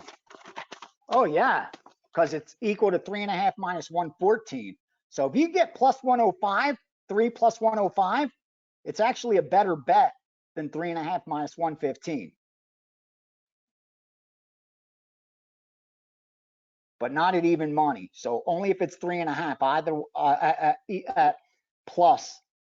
Otherwise, take the 1 minus 115. I'm splitting my bet up. I put half of it at that plus 105 and half of it at I put half at plus 3, plus 105. And I put half of it at plus 3.5, minus 115. I spread it out between the books. That's all.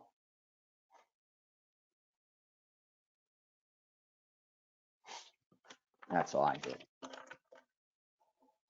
All right.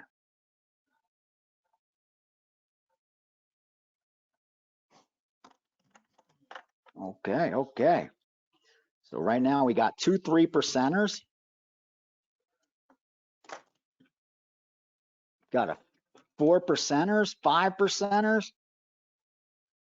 We're in action. We still got teasers to put in. We got 30 minutes to do it. So let's move on. Let's keep going. Then I'll take a look at pick and see if there's any questions. See, and here we go. What do you see with? What do you guys see with Cleveland and Indianapolis? Look at that. Look at Cleveland, Indianapolis. What do you see? You're starting to see over money coming in. Over money. This is what's happening. And you're starting to see some Buffalo at 8. Again, some of these totals were just knocked out of whack. Don't let that Rams going up to 3.5 scare you at most places. Because again, I told you what it's equal to as far as 3 even money and that kind of shit. So that's just to confuse bettors.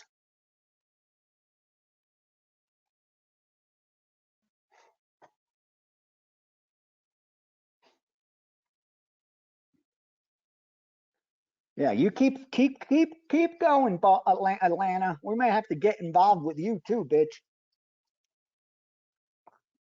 She ain't going away running from us.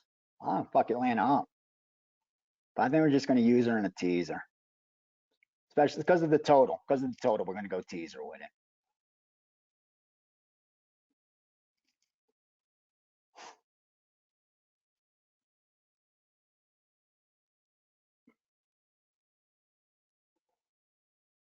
only thing that scares me a little bit, if I'm being honest, is the Browns against the Colts. Anything that looks too easy to me scares me. That's the problem. And I was seeing some +3 being taken on the Colts early, but you see how it went through to 3, and that is a very telling sign when they were buying it up early. Again, I can't stress it enough. Some of the best spots you'll ever find are by understanding line movement, price action. I know a couple guys, handful of guys that couldn't name any teams, players, that kind of nonsense, but make a very good living betting sports, strictly knowing how to read charts. Kind of like with stocks. They just bet the charts. They just bet the charts. Hold on. Oh. All right. Hold on. Something's coming in. Okay. Dun, dun, dun. Okay. Hold on. Give me a sec. Shit's coming in. It's an earlier game. Don't worry. We got a second to get on it. Give me a second. Let's get this out of the way. Let's get where we were.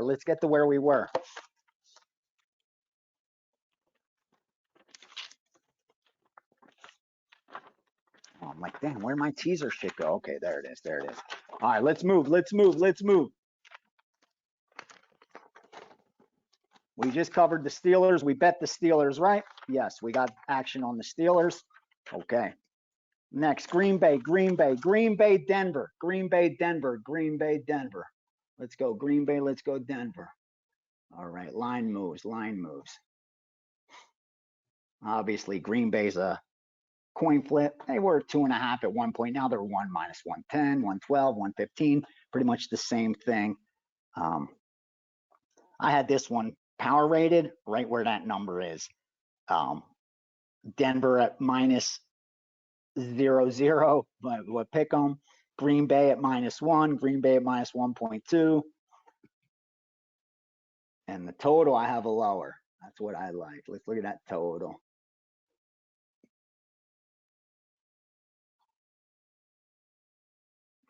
Okay. All right, let's go Green Bay, Denver. Let's look at their success rate. 23 and 27 for Green Bay. 23rd and 27 for Green Bay. 25th and 32 for Denver. So two very, very weak teams statistically. Statistically, as weak as they get, meaning not much reason to see Green Bay as road favorites. But then again, Denver hasn't won a home game yet. They're 0-3 at home. 2 of the 3, they lost by combined 3 points. So they could very much have a much better record, in which case they probably would be the 1-point favorite in this spot.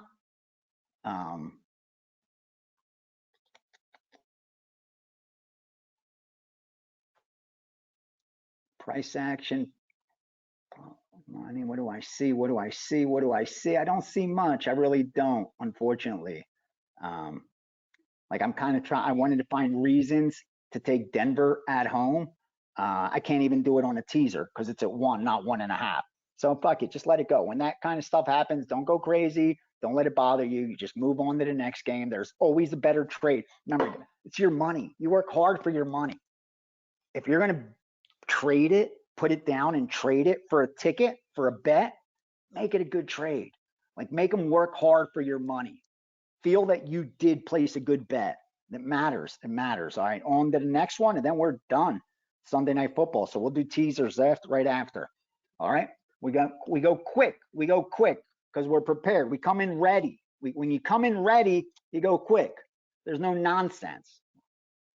That's what we do. Always ready. All right. Chargers, KC. Whew, this total dropped big time. The line's been sitting right there, 5.5, 6. Doesn't make much of a difference at all, especially when they were charging 115 to get 5.5. See how they threw that little curveball in there?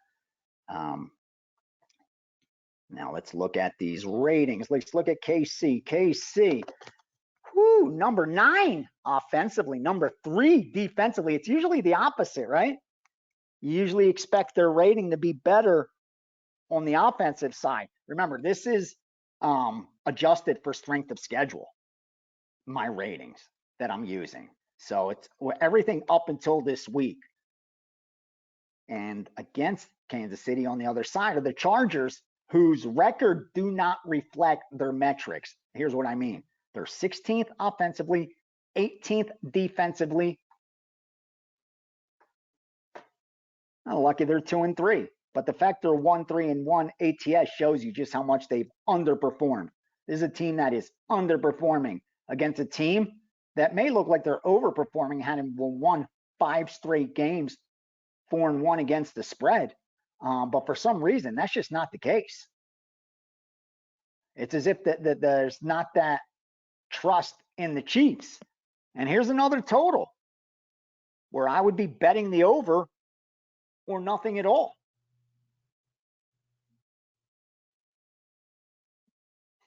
So I'm going to have to let that one go. Let me see you Chiefs.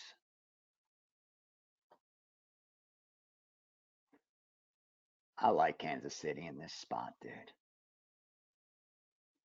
-5.5, -6.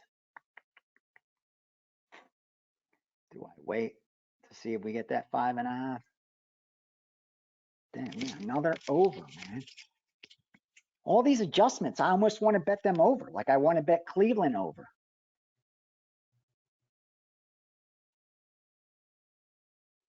Buffalo over. I want to bet every over on more or less. Jesus, I just got to skip it. Just got to skip it. All right. Again, let's look at those metrics a little deeper because that's what they tell. It tells me a lot. All right, the Chargers, 7.3. They should be 5.3. Add home field advantage, even though it's a divisional game. All right. Right now, in division,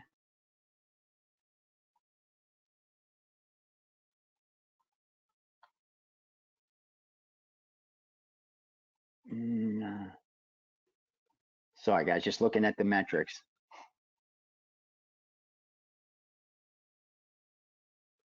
Yeah, see, I got 50 points. That's what's crazy. These lines are, the totals are confusing me because my totals are so much higher. And my line, when I figure right now with Kansas City, I give them 1.5 points for being home. A little less than that, maybe 1.4 for being home, only because they're in the same division. But even there, 5.3 and 1.4, 6.7, and just the way they're playing. Yeah, I got to take it. I got to take it. That's just we got to take it. I'm almost acting like it's painful. It ain't painful.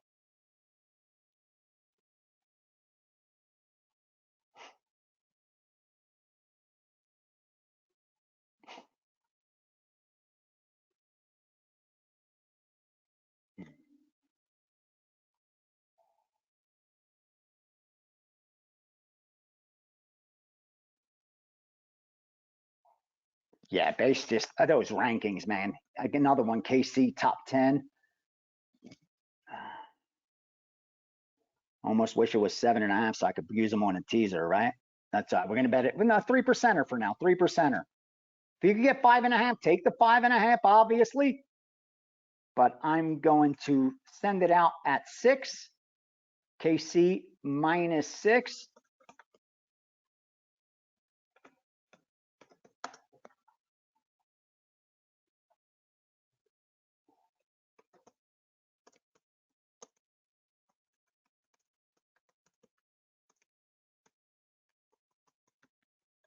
3% play.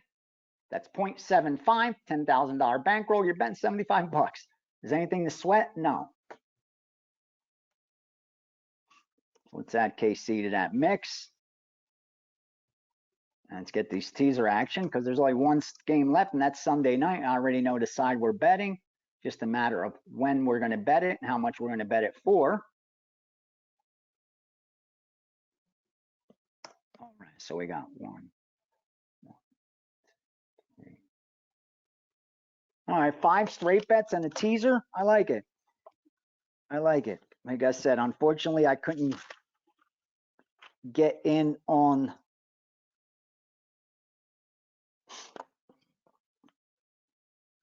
the totals that I like because, again, I'm not going to fade all that sharp money and go head to head and with a point of edge. It's just not going to happen. But be interested to see who's right and who's wrong. That's for damn sure.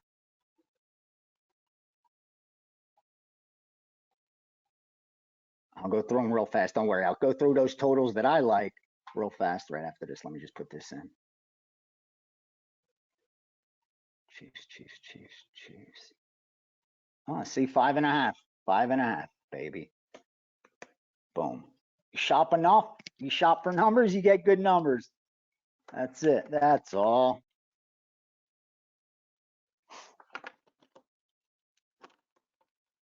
All right, going back to one game real fast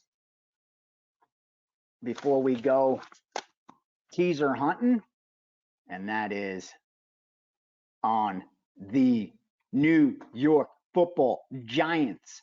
New York Football Giants. I just can't overlook that. Can't pass that up. That 3. That 3. Washington, I get it. They were at Pick'em. I get it. And at -1, I get it. But now that you're at 3, I got to do it. I got to do it. Give me the Giants.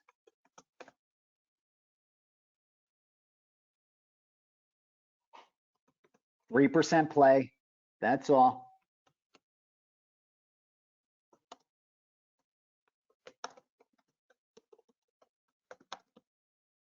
+3, 3%. All right, someone just sent a text. Going to tell you in a second what it says. Hold on. Let me get that out there. Let's get that out there. All right, not crazy volume, but not as little as I had expected either, though. That could be a good thing, coming off a good day. I was expecting to be very, very, very, very selective. But again, things jump out. They have value. You got to bet them.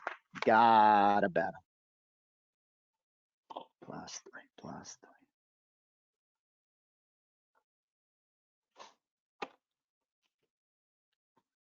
Giants. +3 -110. +3 -110. +3 -111.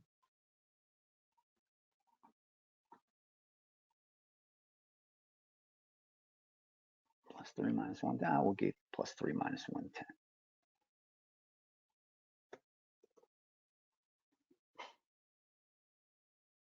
Right.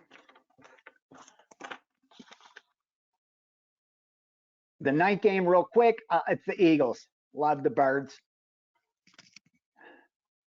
13 and 25th. 13 and 25th against the red hot Miami, who's not 1 and number 30th. None and number 30th. It's that defense, man. You got holes like that in the defense. As the season goes on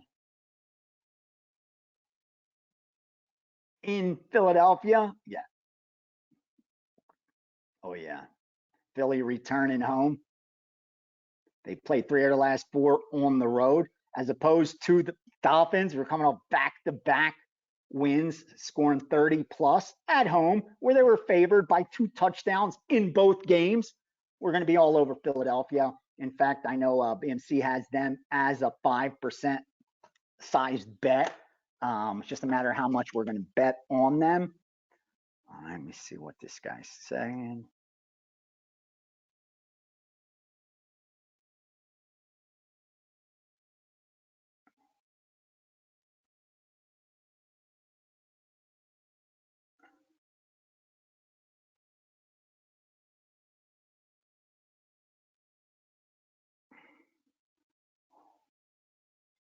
right. Sorry, guys. All right. This guy's telling me KC. Unload KC's very sharp, very sharp. So that's what he sees the most of. We have time to upload the 4% if we want. Let me get these teasers out of the way. All right. Yeah, here's the teaser. Here's the one we wanted. Right here. Hold on.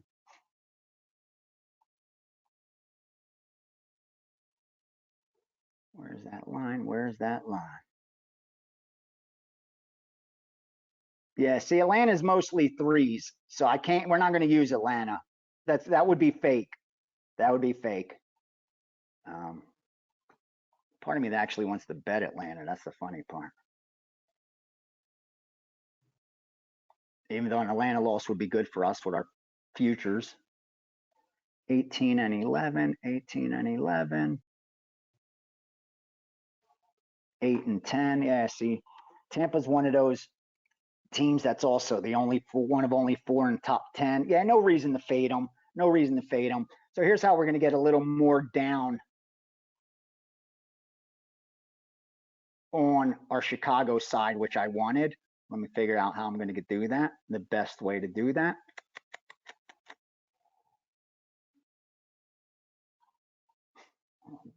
I wish that was plus EV teaser, man. Well, I got to give this fast, right? I won't be able to do it. Hold on. Okay. So the one side's going to be the Bears. Bears for sure. Let's go 3% teaser. Add the Bears in there. Oh, no, I can't even release it because it's past 10 minutes. All right, guys, here's what I would do, just so you know. I would go Bears, Buffalo. Bears, Buffalo. Bears, Buffalo teaser is what I was going to use. Yeah, Bears plus 8.5 with Buffalo minus 1.5. That's the way I would play it.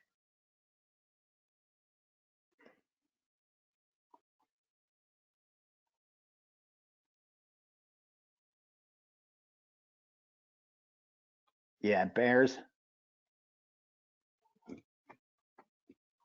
Actually, I'm going to bet that too. Let's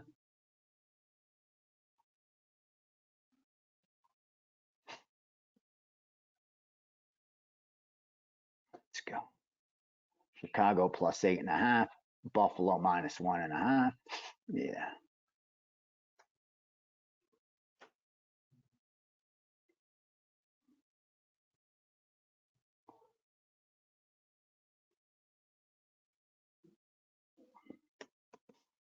I just made it a 3% play, just so you guys know.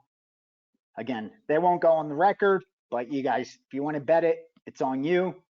I bet it for real. I just bet it. And actually looking down those long teasers to add one of those into with a 4. So I get Chicago in there because they were not available on a teaser back when I was doing it. So let's get Chicago in there. They're the sides I like the most.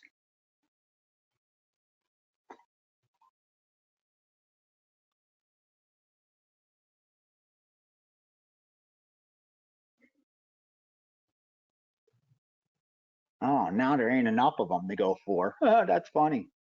All right, fuck it. Yeah, see, that's why a lot of times you can't wait till the last day for the teasers. That's why, as you guys saw, I gave some out earlier in the week.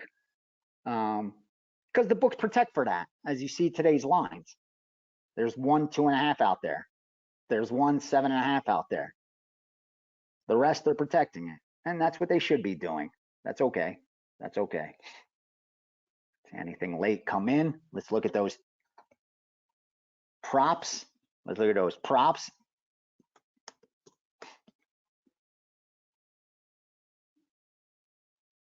Wow, no. I'm going to keep it open. Stay with me till top of the hour. I'm going to just keep checking.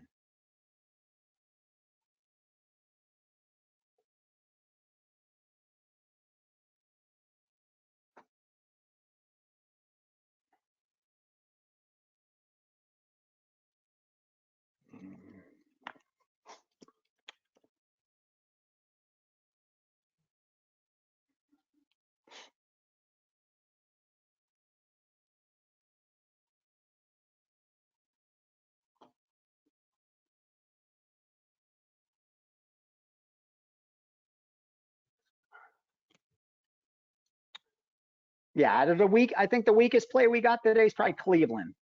But the fact it's gotten that 3.5 gives me a little more confidence. The totals, yeah, I'll tell you the totals that I like. Again, I had to pass on the totals because of conflicts. I like over Lions Ravens, over Bills Pats, over Commanders Giants. Yeah, those three. Let me write them down to remember. See how they did. Over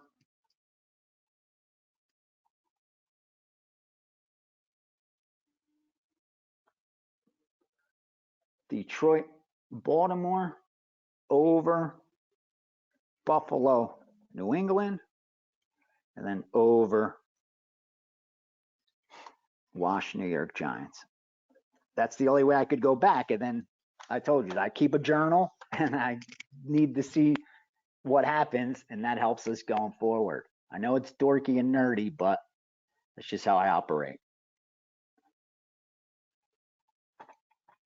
Let me see if there's any questions. Actually, I'm going to bet a little, put a little more, give them a little more Cleveland action. Guys, I'm not Cleveland. Fuck, what am I saying? Cleveland. I mean Baltimore. Baltimore is what I meant.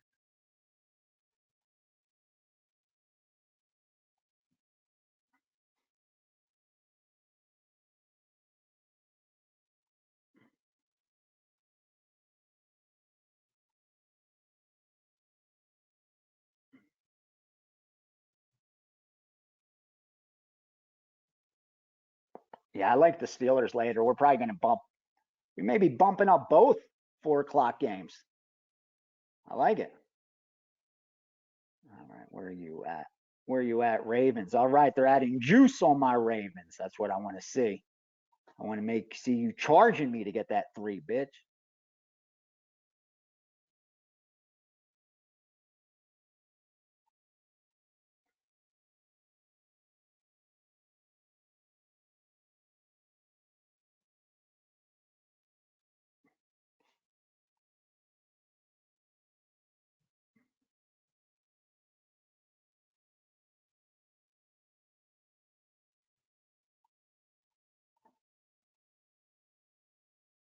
Yeah, let's go Ravens. Another nickel.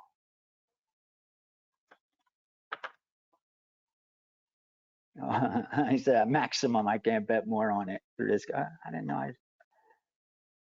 must have maxed him out. Okay. How about you? I know I didn't max you out yet.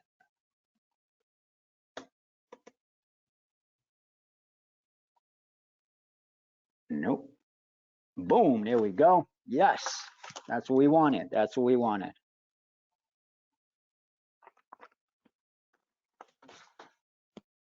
And that's how I would, yeah, that I would have upgraded the Chicago if I wasn't able to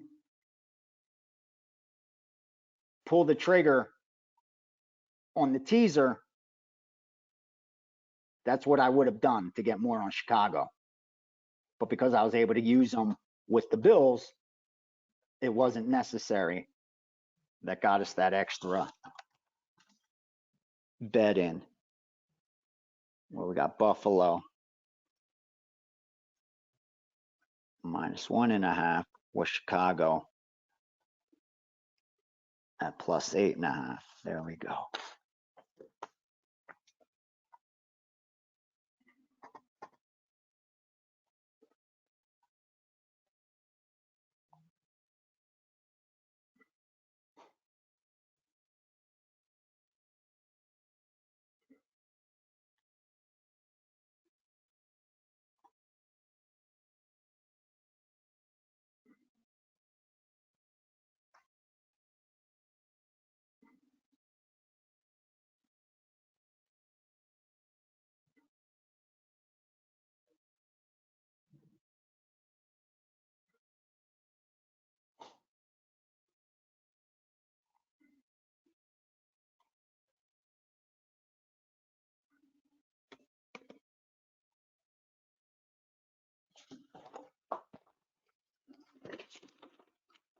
All right.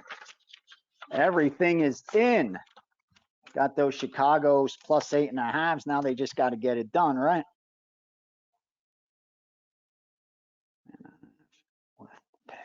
Okay. All right. Let me see if we got any questions. We may be wrapped up nice and early. You guys can go and watch the games.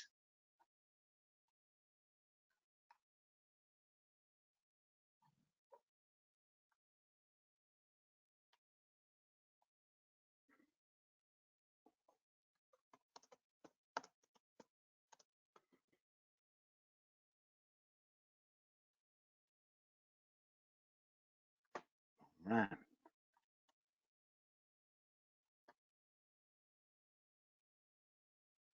Yeah, the prop guys took off this morning. Okay, we are good. All right. I don't want to waste any more of your time. Here's the plan for next week. Either Thursday or Friday. You will know by Tuesday whether we're doing Thursday or Friday. And remember, it won't be the only time we're doing 2 a week. So if you're working, tied up with family, for whatever reason can't make it, we will have the audio available, okay? And we'll do it again so you'll have an opportunity to ask your questions. You're always free to send them in prior. Also, if you're not going to be available, Gianni always makes sure to let me know some of those questions from you guys. Otherwise, we are good to go. Thank you all again for your support. I promise you, there are a handful of people working very hard to make sure I'm able to share the strongest, most plus EV information.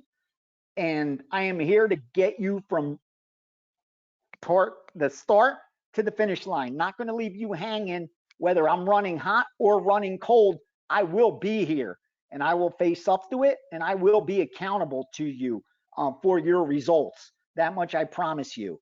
My goals and yours are 100% aligned. My only goal is to be profitable when this year's over so that on January 1st, I could do it again.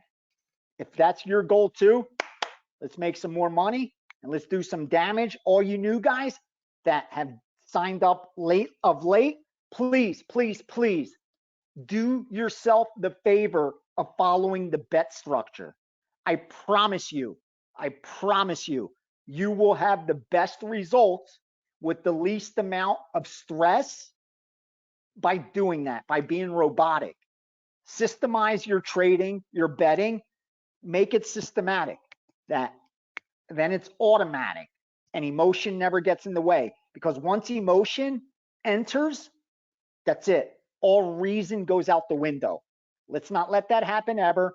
Stay the course, good or bad, we stay the course and we trust in our long-term results. Again, thank you guys for all your support. Enjoy your day. Enjoy the time with your family and loved ones. That's why we're all doing this. Stay safe out there. And it's a crazy world we're living in right now.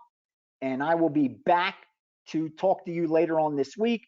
But obviously, check out Greek_Gambler and all the Wager Talk at Wager Talk, and of course, wagertalk.com. Check all that stuff out.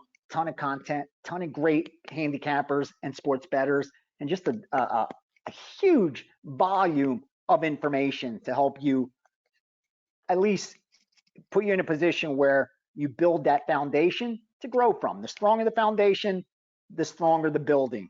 So want to thank you guys again. Don't want to keep dragging this out. I just don't want to let you guys go. It's like I love doing this with you guys. I just wish there was more action for us to unload on. But don't worry, I'll be looking at the baseball a little bit later. Otherwise, just going to do football. And this week, we had a good one coming off a nice Saturday. And let's close the week strong. Thanks again, guys. Love you. Have a great, great, great week and great Sunday as well.